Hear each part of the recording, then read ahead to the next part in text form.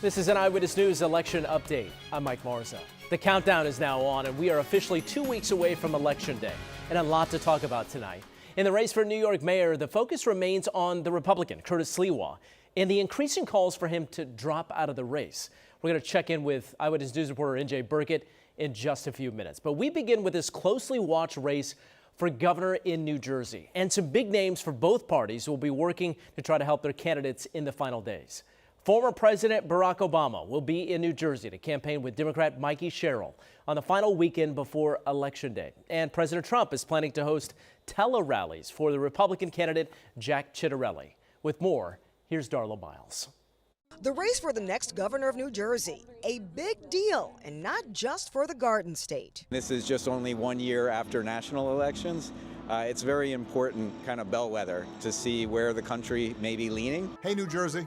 This is Barack Obama. The Democratic Party bringing out its heaviest hitter in support of Mikie Sherill, announcing Tuesday morning a November 1st rally in Newark with former President Barack Obama. And Monday evening, President Trump posting on Truth Social, Jack Ciattarelli is a winner for New Jersey, announcing plans for a group of campaign robocalls. Democrats and Republicans know nationwide this is a do-or-die race for them. We also have President Trump looming over this entire election as a huge political figure. It's not surprising that now we see who is probably still the most popular Democratic figurehead at the national level, Barack Obama, now wading into this race as well. There's a lot of really important issues facing New Jersey. Probably the biggest one is affordability. Affordability, one of the key kitchen table issues facing his successor, addressed by Governor Murphy Tuesday morning at Aspen Ideas Economy Newark Festival. There's an unprecedented amount of volatility that leads to a lot of uncertainty, a lot of economic anxiety. He narrowly defeated Ciattarelli in 2021. That's with support from Obama. Does it mean anything to you that former President Obama is coming here? Well, it kind of, it lets me know that he's still very much involved in politics. Obama will be here in 2 weeks to campaign for her. Does that move the needle for you? No, it doesn't at all. It's been 60 years since New Jerseyans elected a governor from the same party for 3 consecutive terms. That's since 1965. So any impact Obama or Trump may have on turnout this year remains to be seen until Election Day. In Newark, Darla Miles, Channel 7 Eyewitness News. So we'll see what happens in the Garden State. Meanwhile, for the race in New York City mayor, the talk radio host and founder of the vigilante group The Guardian Angels may now hold the cards to the future of City Hall. Curtis Sliwa saying again today that he is not dropping out of the race. Andrew Cuomo calls that decision a win for Zohran Mamdani. NJ Burkett at City Hall with the latest. Let's be very clear. I am not dropping out under no circumstance. Republican Curtis Sliwa stood in the eye of the storm today, as defiant as he's ever been. The billionaires are not picking the mayor. They've been wrong every step of the way. And I will be casting my vote on the first day of early voting Saturday.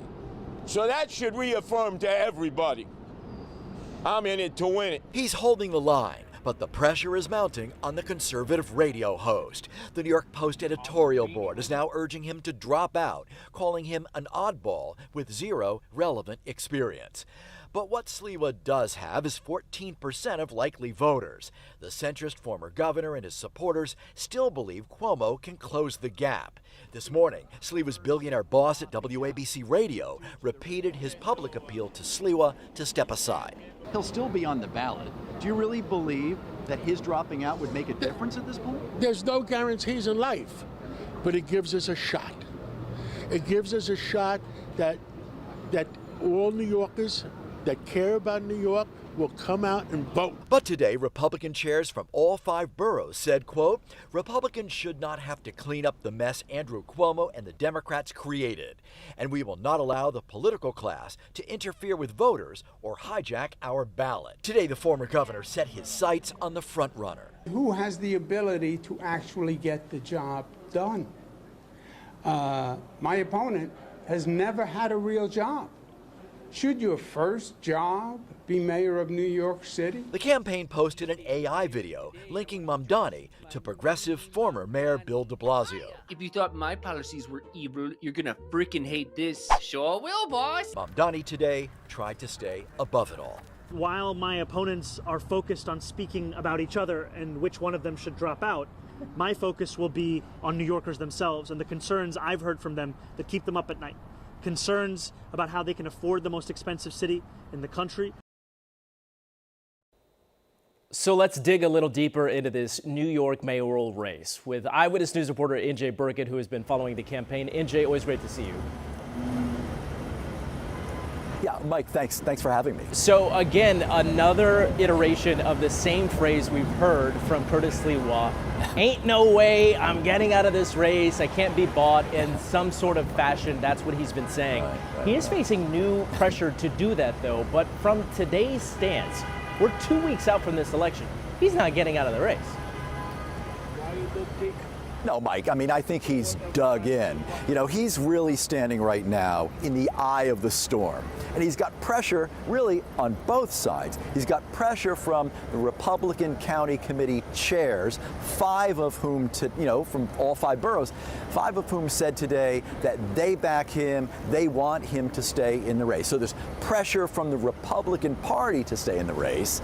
And then there's also pressure outside of the Republican Party from big money, billionaires and city power brokers who want him to step aside.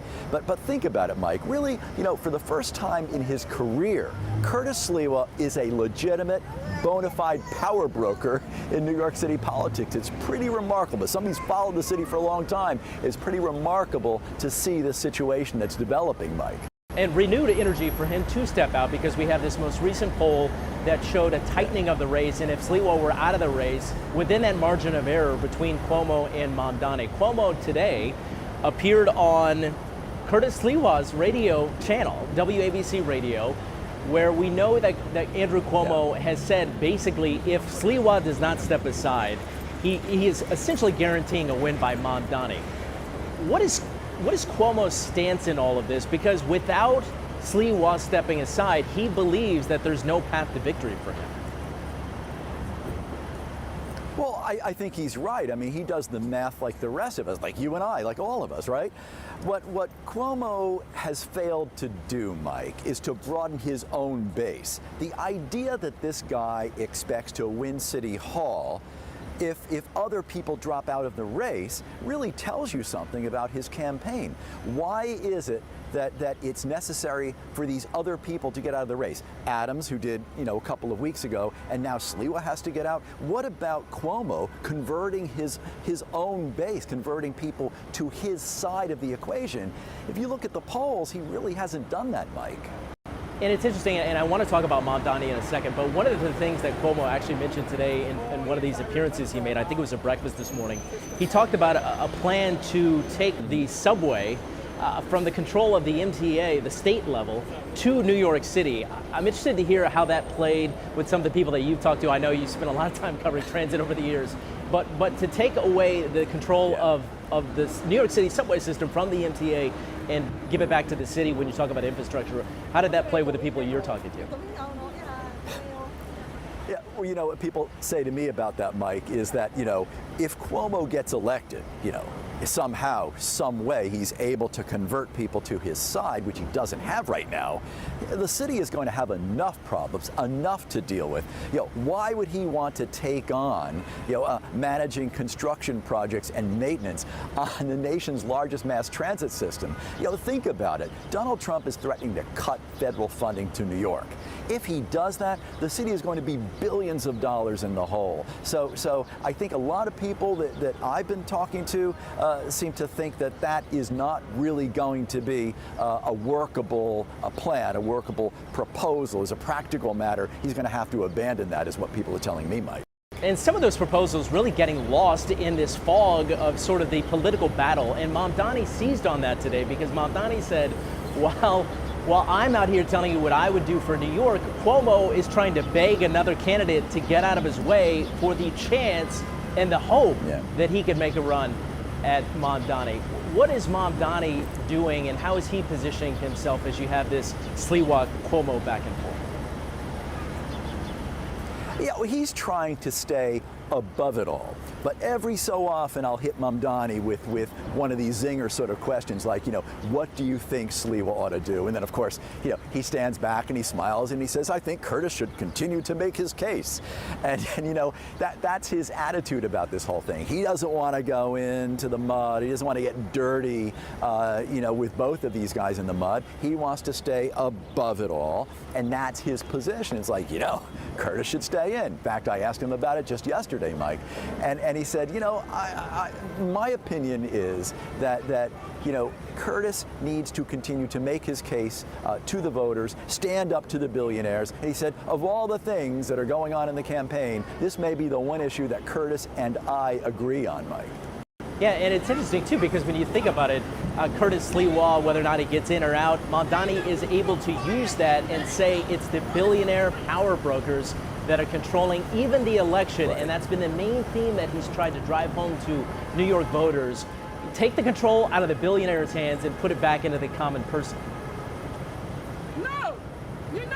Yeah, right. I mean, if you're a populist, and Mamdani sees himself as a populist, then that's going to be one of your campaign positions. If you're aligning yourself with the people, with the voters, then you're going to continue to push that narrative that the billionaires are the puppeteers trying to control the choices that the voters have in New York, Mike. We'll see how it all plays out. NJ Burkett covering you closely as you do each and every day. Unlike anyone else, NJ, great to see you and get your perspective as always. Thank you.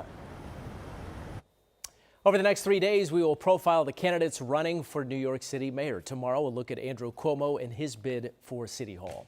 One more race to talk about tonight, and it is a race where a former governor who resigned amid a scandal is now looking for a political comeback by becoming the mayor of the city where he was born. Former New Jersey Governor Jim McGreevey is among the candidates in a crowded field to become Jersey City's next mayor. New Jersey reporter Anthony Johnson has a preview of the race. It's a crowded field. Most have participated in forums and debates to talk about issues in Jersey City, such as affordable housing, job creation, and development. They're all hearing the same complaints about rising costs. So for me, affordability is the core issue, both because I believe it in my core, but it's also what I hear in the doors every day.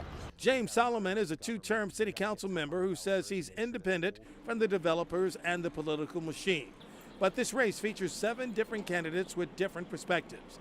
City Council President Joyce Waterman says her integrity is her strength. I pastor in this city for over 30 years, all right? So I separate myself because I really bring to the table services that people need, understanding how people get through in life. While some candidates have impressive community resumes, the youngest person in the race, at only 28 years old, says he's the one with the vision for the future. We need to make sure that we have housing supply that meets all incomes, right?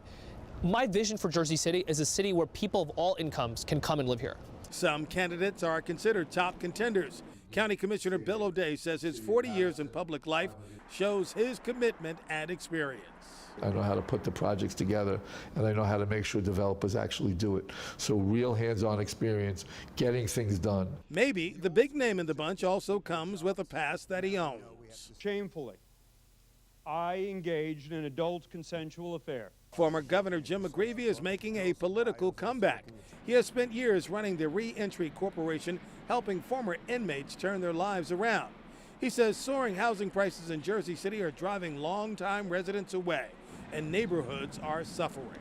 For me, my frustration is we build buildings, but we don't build neighborhoods, and that there are good quality schools and there are good neighborhoods. And so it's sort of changing the attitude between development for luxury market housing, block by block, to understand the importance of planning for a community and neighborhood. 5 of the 7 candidates did take time to talk to us. It is likely that 2 of them won't meet in a runoff because it's unlikely that one of the candidates will get more than 50% of the votes on Election Day. In Jersey City, Anthony Johnson, Channel 7 Eyewitness News. A reminder, early voting is now underway in the state of Connecticut. In New York and New Jersey, early voting starts this Saturday, October 25th. Early voting in all 3 states ends on November 2nd. And of course, Election Day is November 4th. I'm Mike Marza. Full coverage of all the big races ahead of Election Day right here at ABC 7 NY.